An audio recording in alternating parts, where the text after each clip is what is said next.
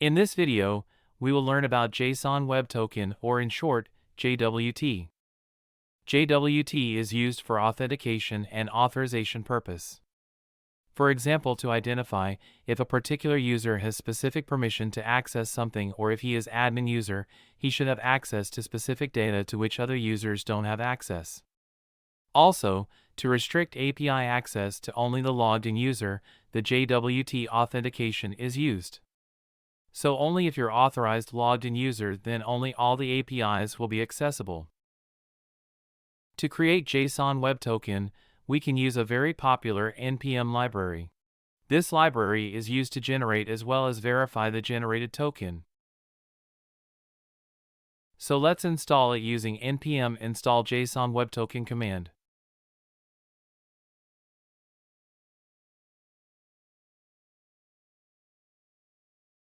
Now let's start the application.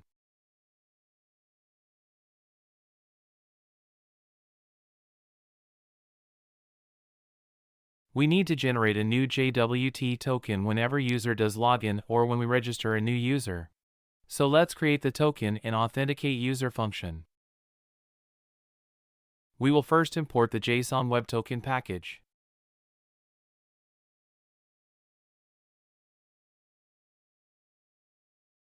Now here we can create the token using JWT.sign method. For the first argument, we need to pass a payload, which is something that uniquely identifies a user. In our case, each user has a unique _ID property, so we can use it here. So we will pass an object with _ID property, whose value will come from user._ID. This user, we already have available here. And for the second argument, we need to pass a secret key, which will be used to create the token. You should not share this secret key with anyone, as it uniquely identifies the created token. Let's say we call it my secret key. But as its secret key, you should not mention it directly in the code. Instead, use .env file to add that key. Let's name the environment variable JWT secret key equal to my JWT secret token. You can mention any text you want here, but you should not share it with anyone. Now we can access that variable value using process.env.name of the variable. Now we will log the token returned by the sign method in the console.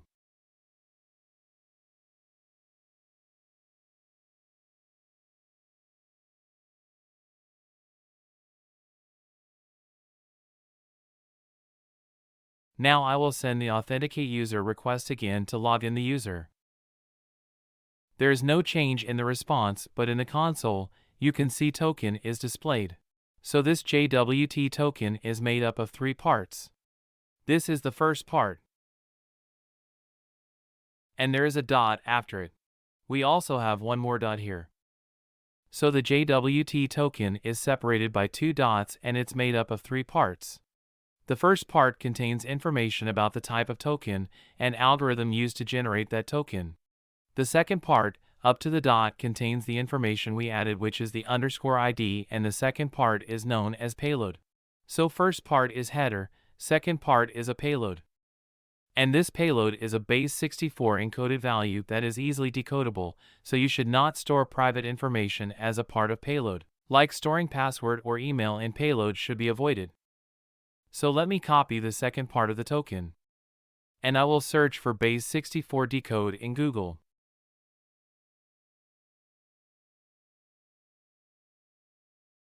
And here, I will paste that copy value.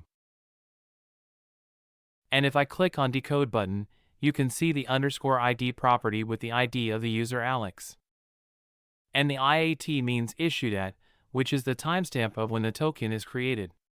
So as the payload is publicly viewable, you should not store private information in it. So the payload is just used to identify that you're the one who created that token and you're the authorized person making requests. Now we can send back token as well as user back to the client.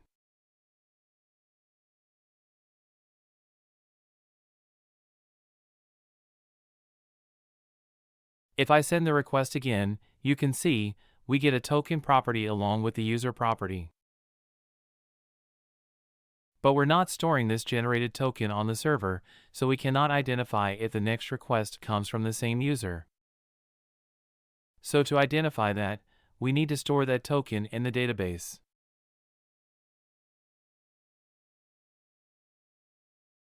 For that, we will add a new tokens property in the user's model.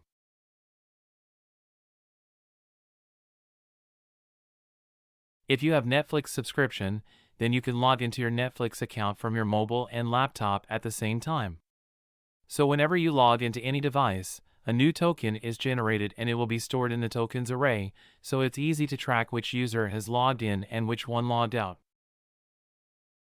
The tokens will be an array of tokens, and each token will be of object type. The individual token will contain a token of type string, and it's also a required field. This might sound complicated for now, but it will be clear to you soon.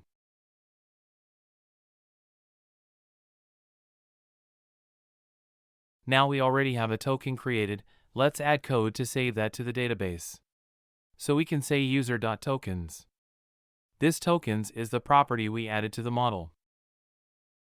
And we need to add an object inside this array with token property inside it. So we can use array concat method to add new token.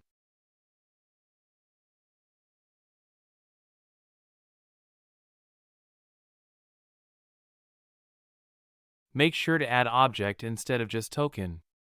So here, we're taking all the already added tokens and then adding a new token object inside it. Now we need to save this updated tokens array using save method on the user object. Make sure to add a wait keyword, as it's an asynchronous operation. So only when we call save method, database will be updated. If I log in again, you can see we have tokens array which contains the generated token. And we also have the currently generated token in the token property. Let's verify it in the MongoDB Atlas database. As you can see, there is a tokens array with a single object, and in that we have token property with a value of a string. And if I send the login request again, you can see we have 2 tokens now in the tokens array.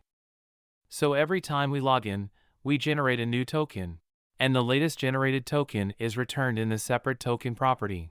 So one user will be logged into his account from multiple devices, so we will have multiple tokens, and once user logs out from the account, we will be deleting that previous token. So that's why it's important to store the generated token in the database. If we check the database again, you will see now an array with 2 tokens added.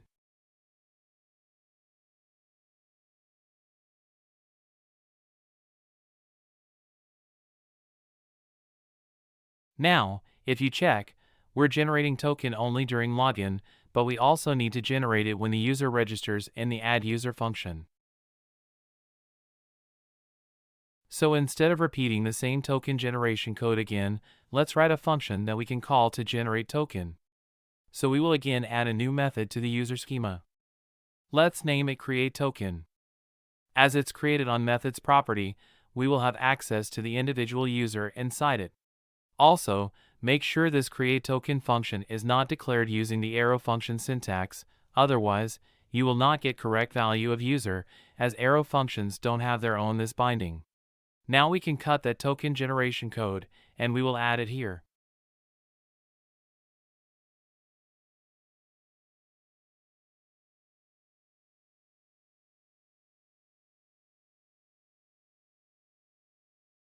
Now, let's import the JSON web token package in this file.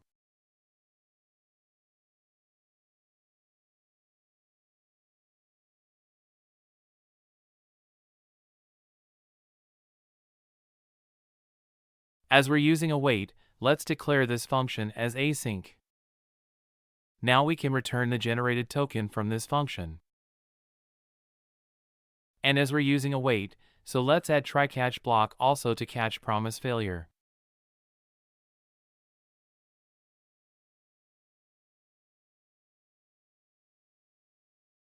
Now we can call the createToken method from the authenticate user function. Because we have added the function on methods property of the schema, we're able to call it on the user object. And as the createToken function is declared as async, it will return a promise, so we need to use a wait keyword while calling the function.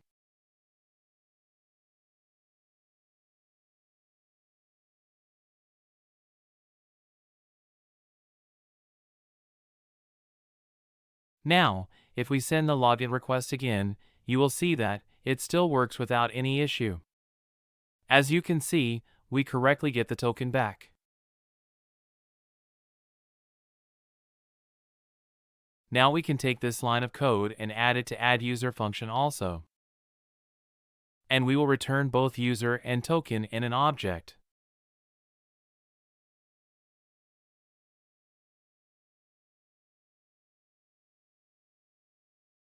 Let's test it by registering a new user.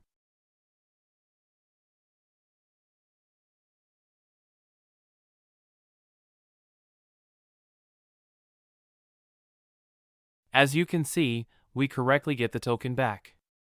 As we have created this user just now, it has only one token in the tokens array.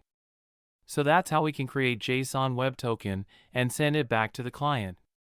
In the next video, we will create a React application with login screen, so we can connect the React frontend with this Node.js backend API to implement the login functionality using JSON web token. If you found this video useful, do like it, and don't forget to subscribe to the channel.